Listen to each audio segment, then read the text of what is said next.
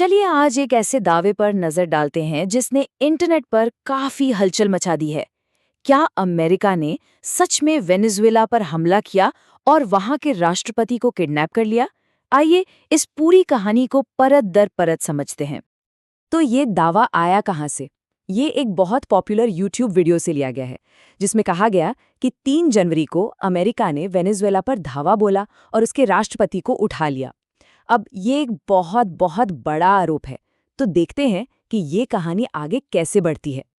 तो चलिए कहानी की शुरुआत करते हैं उस मेन दावे से जिसने ये सारी बहस छेड़ी। तो दुनिया के सामने जो ऑफिशियल कहानी रखी गई वो क्या थी? इस सोर्स के मुताबिक अमेरिका का कहना था कि ये ऑपरेशन ड्रग्स ट्रैफिकिंग यानी नशीले पदार्थों की तस्करी को रोकने के लिए किया गया था।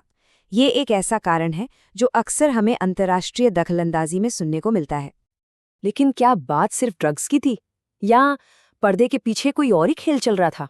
सोर्स का तो यही मानना है कि असली मकसद कुछ और ही था। और यहीं पर ये कहानी एक बहुत दिलचस्प मोड़ लेती है।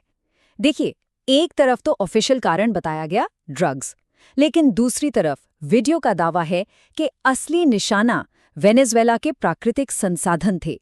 ये तो बिल्कुल वैसा ही मामला लगता है कि हाथी के दांत खाने के और दिखाने के और। तो ऐसा क्या है वेनेजुएला के पास जो इतना कीमती हो सकता है? खैर, दुनिया का सबसे बड़ा तेल का भंडार, इलेक्ट्रिक गाड़ियों के लिए सबसे जरूरी चीज, लिथियम के बड़े बड़े भंडार और बहुत सारा सोना। सोर्स कहता है कि असली खेल इन्हीं चीजों के लिए था। ठीक है, तो सवाल ये है कि अगर ये ऑपरेशन हुआ तो इसे अंजाम कैसे दिया गया? चलिए अब इसकी ऑपरेशनल डिटेल्स को समझते हैं। आपने सुना ही होगा, हर बड़ी जासूसी कहानी में एक भेदी जरूर होता है ना? इस मामले में दावा किया गया है कि सीआईए ने मादुरो के ही डिप्टी कमांडर को अपनी तरफ मिला लिया था। उसका कोड नेम था कार्डिनल और कथित तौर पर इसी आदमी ने अंदर की सारी खुफिया जानकारी बाहर दी। ये कोई छोटा मोटा ऑपरेशन नहीं था, कम से कम दावे के मुताबिक तो नहीं।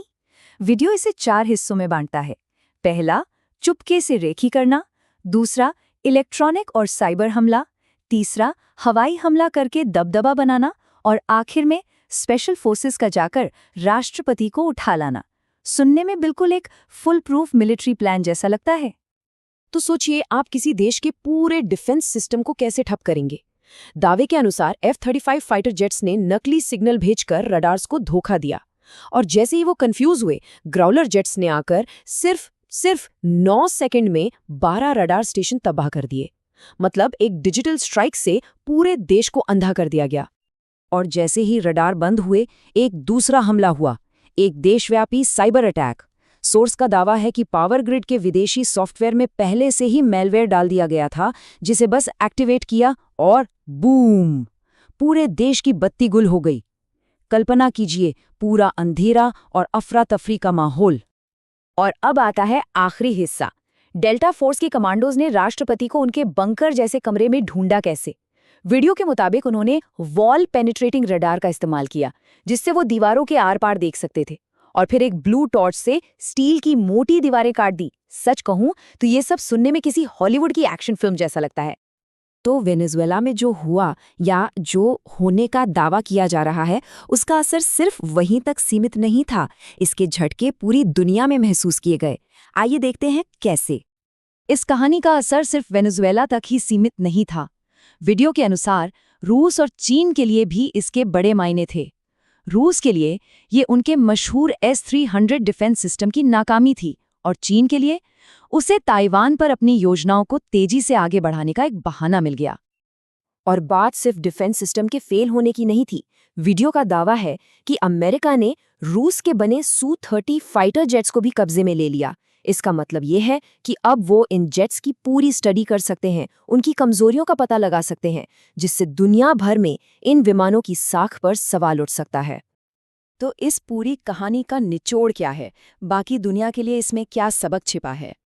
और यहीं पर वीडियो अपने सबसे अहम मुद्दे पर आता है।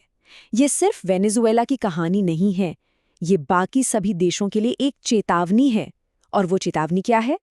ये चेतावनी है निर्भरता के बारे में, किसी और देश की टेक्नोलॉजी पर निर्भर रहने के खतरों के बारे में। जरा सोचिए, विदेशी सॉफ्टवेयर, विदेशी सोशल मीडिया, विदेशी हथियार, ये सब किसी भी देश को बहुत कमज़ोर बना सकते हैं, जैसा कि वेनेजुएला के पावर ग्रिड के साथ कथित तौर पर हुआ। टेक्नोलॉजी किसी देश को पंगु बना सकती है, इस सोर्स का यही मूल मंत्र है। उनका तर्क है कि अगर आपके पास अपनी टेक्नोलॉजी नहीं है तो आप कभी भी पूरी तरह से आज़ाद नहीं हो सकते, आप हमेशा किसी और पर निर्भर रहेंगे। और इसी के साथ इस कहानी का हमारा विश्लेषण यहाँ खत्म होता है। लेकिन ये हमें एक बहुत बड़े सवाल के साथ छोड़ जाता है। आज की इस कनेक्टेड दुनिया में जहाँ सब कुछ एक दूसरे से जुड़ा है, क्या कोई देश सच में टेक्नोलॉजी के मामले में आत्मनिर्भर हो सकता है, या हम सब एक ग्लोबल टेक्नोलॉजी के जाल में फंस चुके हैं? सोचने वाली बात है।